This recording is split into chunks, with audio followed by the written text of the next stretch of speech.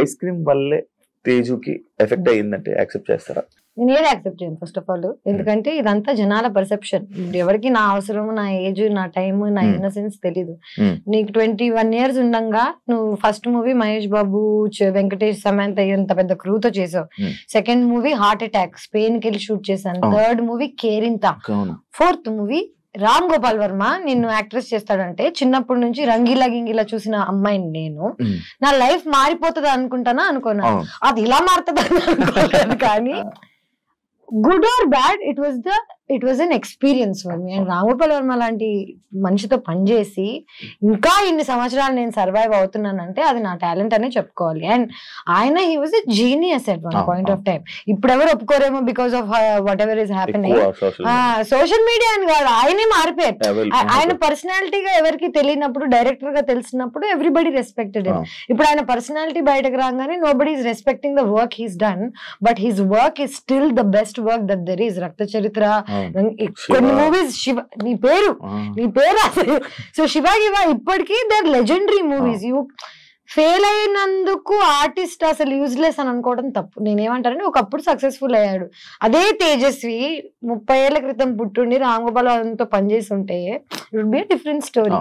నేను నవదీప్ ఇద్దరం వెళ్ళి we believed in him, we worked, didn't work out. Okay, కానీ నిజం చెప్పాలంటే నన్ను జడ్జ్ చేయడానికి 90% దట్ వాజ్ ద రీజన్. ఎందుకంటే ఆయన ఒక ఇది రిలీజ్ చేశాను, నేను సినిమాలో న్యూడ్ అయ్యానని. ఒకవేళ సినిమాలో న్యూడ్ అయినా థియేటర్లో వేయలేం కదా, సెన్సార్ కదా. జనాలకి న్యూడిటీ, బట్టలు వేస్తున్నావు ఇట్లాంటివి చెప్తే సో ఇది రామ్ గోపాల్ వర్మ చిన్నప్పుడే క్యాచ్ చేశాడు. ఆయన ఏం చేశాడు, ఆయనకి జనాలను ఎలా షేక్ చేయాలో తెలుసు, ఆయన షేక్ చేశాడు. నన్ను మధ్యలో పెట్టుకుని షేక్ చేసినందుకు వల్ల నేను యాజ్ అ పర్సనాలిటీ నేను ఈ రోజు ఇంత స్ట్రాంగ్ అయ్యానంటే నేను చిన్నప్పుడే అది ఎదుర్కోవడం వల్ల. నేను ఇప్పటికీ నేను చేసిన వాటిల్లో ఏది తప్పు అనుకోను, ఏది ఆ స్టెప్స్ లేకపోతే ఈ రోజు నేను ఇలా అయ్యేది. అదే యాక్చువల్లీ ఐస్ క్రీమ్ అనే సినిమా లేకపోతే తేజస్వి లైఫ్ వేరేలా ఉండేది. అబ్సల్యూట్లీ వేరేలా ఉండేది. కానీ ఎవరికి తెలుసు, ఎవడు బతికాడు. ఊకే జనాలు స్టేడియం బయట కూర్చొని అలా కొట్టకుండా ఇలా కొట్టుంటే ఇప్పుడు మ్యాచ్ గెలిచే వాళ్ళని ఇలా 100 చెప్తాడు. షూస్ వేసుకుని ఆడుతున్నోడికి తెలుస్తుంది నేను చిన్నప్పుడు ఆ డెసిషన్స్ ఎందుకు తీసుకున్నాను, నేను ఎందుకు ఇప్పుడు ఈ లెవెల్లో ఉన్నా, ఈ అమ్మాయి అలా చేసి ఉండకూడుతుంది, అలా 100 చెప్తారు. కానీ నాకు ఇంట్లో కూర్చొని చెప్పే వాళ్ళు ఎవరు లేరు కదా. నా డెసిషన్స్ అన్ని నేనే తీసుకున్నాను. అండ్ నేనే దానికి సక్సెస్ వచ్చినా నేనే అనుభవిస్తా, బ్యాడ్ నేమ్ వచ్చినా నేనే అనుభవిస్తా. ఏదైనా single handed. Ganesh first time కదా బికినీ వేసుకోవడం, ఎందుకు ట్రై చేయాలనిపించింది మీకు? ట్రై చేయాలని కాదు, నిజం చెప్పాలంటే ఇప్పుడు దాకా నువ్వే అంటున్నావు నన్ను యాక్సెప్ట్ చేయట్లేదు, బాయ్ ఫ్రెండ్స్ యాక్సెప్ట్ చేయట్లేదు. నిజం చెప్పాలంటే నేను 5 ఏళ్ల క్రితం ఇదే సినిమా ఐస్ క్రీమ్ సినిమాలో షార్ట్స్ వేసుకుని ఆ షార్ట్స్ తీసినందుకు షార్ట్స్ తీయడం అంటే చూపి నీకెందుకు చూసావా ఇలాంటి ఆడియన్స్ కోసమే వాళ్ళని షార్ట్స్ పెట్టింది.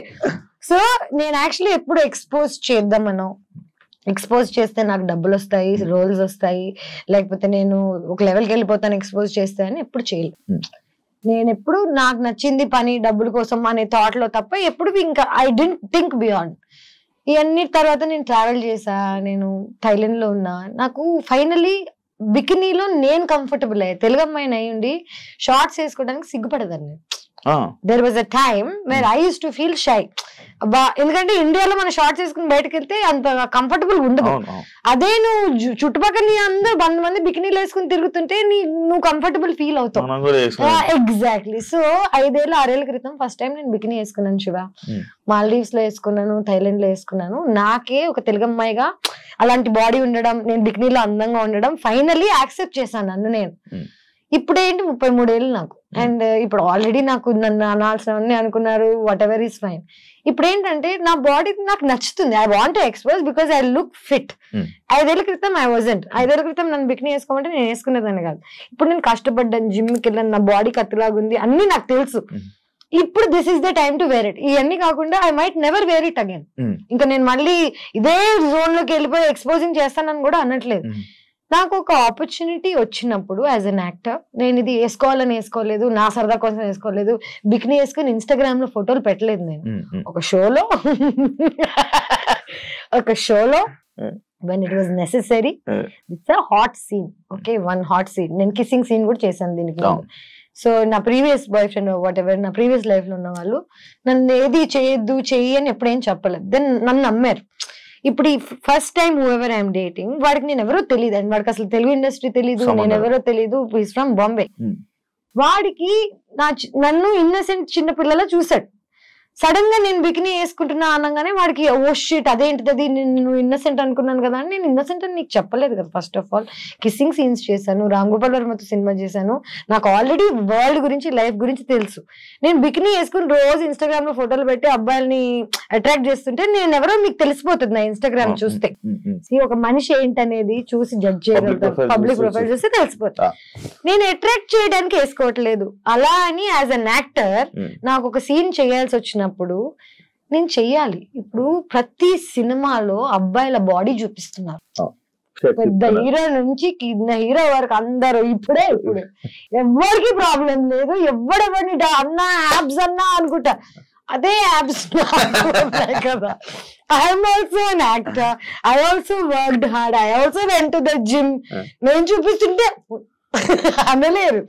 అబ్బాయిల బాడీకి అమ్మాయిల బాడీకి కనిపించేది ఏంటంటే డిసిప్లిన్, వాళ్ళు ఎంత బాగా వర్కౌట్ చేస్తున్నారు, ఏం తింటున్నారు. సో చాలా మందికి న్యాచురల్ గా ఉంటుంది, నాకు న్యాచురల్ గా లేదు. నేను కష్టపడి ఇన్ని సంవత్సరాలకి 33 ఏళ్ళకి I'm comfortable now and I'm very happily wearing it. But I'm again still judged. ఇప్పటికీ ఎక్కడికి వెళ్ళినా బికిని బికిని అంటారే. ఇంత జీవితంలో ఇంత ముందుకు వచ్చాక మీరు ఇంకా బికిని దగ్గర ఉన్నారా అనిపిస్తుంది. అంటే అది కావాలని పాయింట్ అవుట్ చేస్తున్నట్ట. ఎందుకంటే ఈ జనరేషన్ లో బికిని అనేది కామన్. ఇమాజిన్ నువ్వు ఈ జనరేషన్ లో బికినీ ఇస్ కామన్ అంటున్నావు. యూఆర్ స్టిల్ అందరూ చూస్తుంటారు, అన్ని చూస్తుంటారు, పోస్టులు చూస్తుంటారు, ఫోటోలు చూస్తారు, లైక్ మొత్తం కైలీ జెన్నర్ దగ్గర నుంచి అన్ని వేస్తుంటారు. మనం వేసుకో. అదే ఎందుకు క్వశ్చన్ చేస్తున్నారు, నీకు ఏమైనా ఐడియా ఉందా? ఐ థింక్ ఫస్ట్ ఒకటి ఏంటంటే యానిమల్ ఇన్స్టింక్ట్ ఏంటంటే మగాళ్ళకి ఆడవాళ్ళని ప్రొటెక్ట్ చేయాలనే ఇది ఉంటుంది. మగాళ్ళ పని ఏంటి, అమ్మాయిని ప్రొటెక్ట్ చేయడం, అమ్మాయిల పని ఏంటి నర్చర్ చేయడం, అబ్బాయిని హ్యాపీగా ఉంచడం. ఇది మన పొజిషన్. ఇప్పుడు ఏంటంటే చిన్నప్పటి నుంచి నేను అబ్బాయి అమ్మాయి రోల్ నా లైఫ్ లో నేనే ప్లే చేస్తున్నాను. రెండు, నేనే హస్బెండ్ నేనే వైఫ్ టైప్ లో ఉన్నాను చిన్నప్పటి నుంచి. సడన్ గా ఒక అబ్బాయి వచ్చి నువ్వు అన్ని వదిలే అంత మానే నేను చూసుకుంటా అంటే నాకు ఆ నమ్మకం రావాలి కదా ఫస్ట్ ఆఫ్ ఆల్.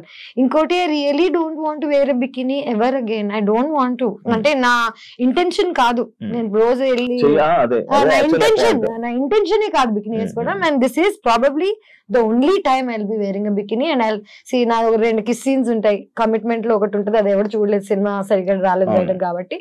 అండ్ దానికి I had to call a friend of mind and I made sure I'm not kissing some random guy. And my friend, whoever this guy was, getting married at that point of time. Na chudra neeto aithe I can comfortably do it. నాకు తెలుసు you won't take it in a wrong way type లో explain చేసి నేను ఏది చేస్తున్నా నేను comfortable గా ఉన్నానా లేదా అనేది మోస్ట్ ఇంపార్టెంట్. నేనే అన్కంఫర్టబుల్ గా ఉంటా కిస్సింగ్ సీన్స్ లో కానీ ఎక్స్పోజింగ్ సీన్స్ లో కానీ. ఎందుకంటే షూట్ చేసేటప్పుడు మన సెట్ లో or whatever they are not used to this.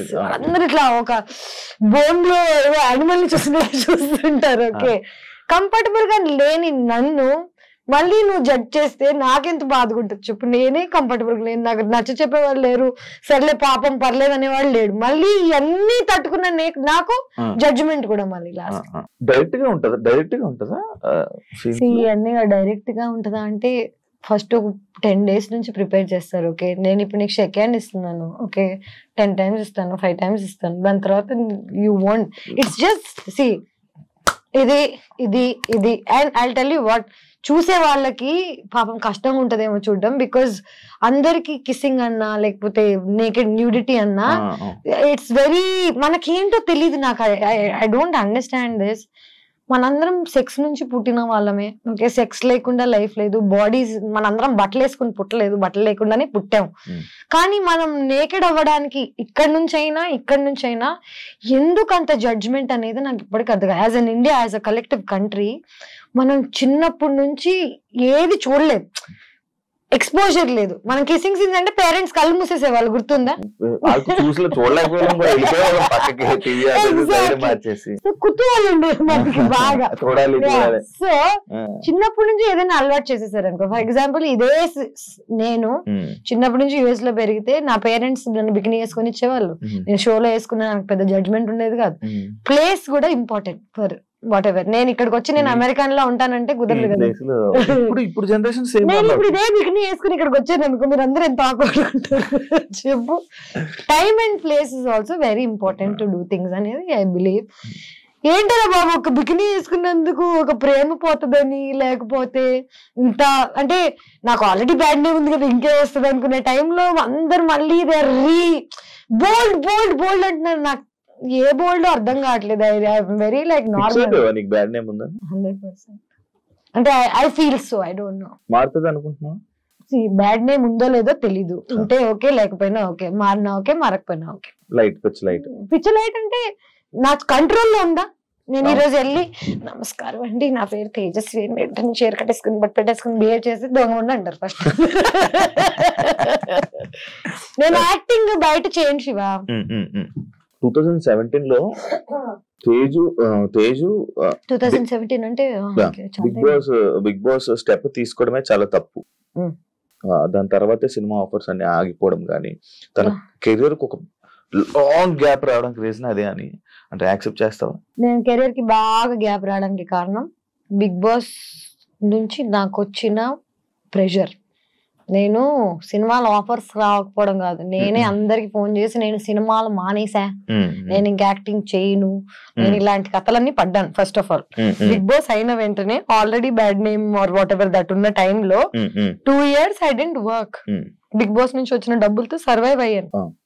తప్పది, తప్పు ఫర్ వాట్, నాట్ బికాస్ జనాల గురించి అలాగా, కానీ నా మెంటల్ స్టేట్ అనేది ఎవరికి అర్థం కాదా అనేది నా ఒక ఏంటంటే, అమ్మాయిగా సర్వైవ్ అయ్యి ఇక్కడికి వచ్చి బిగ్ బాస్ లో అన్ని మాటలు పడి బయటకు వచ్చేసిన తర్వాత ఇమ్మీడియట్ గా నేను అన్ని మర్చిపోయి వేరే సినిమాలు చేసేసి నార్మల్ అయిపోతున్నాను ఎలా అనుకుంటారు? Bigg Boss is a heavy psychological experience. Support ఉండాలి మనకి లైఫ్ లో, బయటకు వచ్చి ఇలాంటివి తట్టుకోవాలంటే. నువ్వు ఒక్కసారి వెళ్ళవా ఇప్పటికి? ఎలాగుండింది నీకు?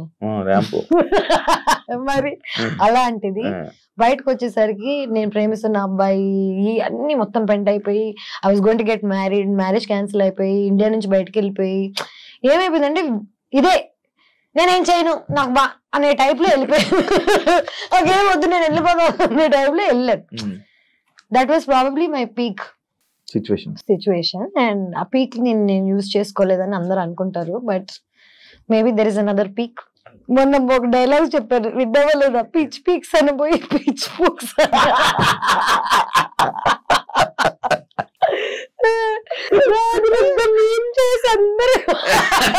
నేను దాట్ ఇన్నోసెంట్ రే, లైక్ చిన్నప్పుడు నేను పిచ్చి పీక్స్ అనబోయి సంథింగ్ ఎల్స్. అంటే ఇప్పుడు ఈ మాట నాకు అదే కదా, ఫ్రెండ్స్ తోకి కెమెరా ముందుకి బిగ్ బాస్ లోకి సినిమాలోకి పెద్ద డిఫరెన్స్ ఏమి, same person everywhere. Main issue ఏంటంటే, ఇప్పుడు నేను ఈ మాట అనేసాను, ఒక మాట బూత్ మాట్లాడేసాను, ఒక తప్పు అనేసాను అనుకో అని అనుకోను నేను. నాకు ఆ ఫీలింగ్ అనేది లేదు, ఎందుకంటే నేను ఏదన్నా తప్పు చేస్తున్నానని చేయట్లేదు కదా. ఇప్పుడు నిన్ను ప్లాన్ చేసి ప్లాట్ చేసి నిన్ను ఏదన్నా అందామని అనుకుని అన్నాను అనుకో, అది తప్పు. న్యాచురల్ గా వచ్చింది దానికి నేనేం చేయగలను. కాంట్రవర్సీ ఇవన్నీ మనకు అలవాటే. కాంట్రవర్సీ అది any publicity is publicity. Okay, people are good or bad, bad stays longer. Let me tell you this, I studied journalism, I know what is what. మనం చూసేదంతా నిజం కాదు అని నాకు చిన్నప్పుడు సబ్జెక్ట్ లోనే అర్థమైపోయింది. ఇప్పుడు నేను చూసేదంతా నిజం కానప్పుడు, నేను ఆల్రెడీ ఈ ఫీల్డ్ లో వచ్చినప్పుడు జనాలు నా గురించి ఏమనుకుంటున్నారని నన్ను పర్సనల్ గా కలిసి నాతో జర్నీ చేసి నాతో టైం స్పెండ్ చేసి నేను ఏంటి అనే జడ్జ్మెంట్ నువ్వు నాకు ఇస్తే నేను వింటా. నేను నన్ను టీవీలో చూసి నన్ను ఎక్కడో ఒక నువ్వు తమ్నేల్ చూసి నా లైఫ్ ను జడ్జ్ చేస్తా అంటే నీకు అసలు ఇన్ఫర్మేషన్ లేదు కదా. ఇన్ఫర్మేషన్ లేకుండా జడ్జ్ ఎలా చేస్తారా బాబు? దాని గురించి కూడా ఉంది, ఆ పాయింట్ కూడా ఉంది. మన ఫిల్మ్ ఇండస్ట్రీలో, తెలుగు ఫిల్మ్ ఇండస్ట్రీలో కమిట్మెంట్స్ అనేది ఒక పెద్ద, Telugu film industry world industry అంటేనే ఇది, అమ్మాయిలు అంటేనే ఒక ఇంకా బికినీ వేసుకుందంటే 100% ఈజీ. నీకు అలాంటి సిచ్యువేషన్ కమిట్మెంట్స్ నిన్ను అడిగారా ఎవరైనా? నన్ను కమిట్మెంట్స్ అడగలేదు కానీ కమిట్మెంట్ అడగడం వల్ల క్యాన్సిల్ అయిపోయిన ప్రాజెక్ట్స్ ఏమైనా ఉన్నాయి? అట్లాంటి యాక్షన్ నిజం చెప్పాలంటే ఇదంతా స్టార్టింగ్ లో జరిగింది. స్టార్టింగ్ లో అంటే ఫస్ట్ వచ్చినప్పుడు కమిట్మెంట్ అని డైరెక్ట్ గా చెప్పేవాళ్ళు కాదు, కానీ నాకు ఆ వైబ్ అర్థమైపోతుంది. కొంచెం షేడీ ఉంటారు కదా ఇల్లు, మేనేజర్స్ మీరు రాత్రి డిన్నర్ కి కలవాలి డైరెక్టర్ కి డిన్నర్ ఎందుకు రా బాబు, పొద్దున్నే స్క్రిప్ట్ చెప్తే అయిపోతుంది కదా. ఇది ఇండస్ట్రీ అనే కాదు, కానీ నేను ఫస్ట్ ఆఫ్ ఆల్ ఒక జంగుల్లో జింక పిల్లలా తిరుగుతున్నాను. చిన్నప్పుడు చిన్న బేబీగా ఉన్నప్పుడు యూఆర్ మోర్ వల్నరబుల్, నీకు తెలుస్తుంది అప్పుడు పూలు వేసేస్తుంది. ఇప్పుడు ఏంటంటే జనాలు నా నెగటివిటీ అని అనుకుంటున్నారు, కానీ నా నోరే నన్ను కాపాడింది ఇప్పుడు దాకా. లిటరలీ ఇప్పుడు ఎవరైనా నన్ను కమిట్మెంట్ అడగాలంటే చుచ్చిపోసుకోవాలి.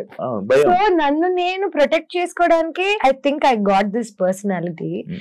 కమిట్మెంట్స్ అనేవి ఇక్కడే కాదు, వరల్డ్ లో ఎక్కడికి వెళ్ళినా ఎవడో ఒకటి నీ దగ్గర నుంచి ఏదో ఒకటి కొట్టేద్దాం అనుకుంటాడు. డబ్బులైనా, నీ ఆస్తి అయినా, నీ ఒళ్ళైనా నిన్ను నువ్వు కాపాడుకోవడం నీ రెస్పాన్సిబిలిటీ.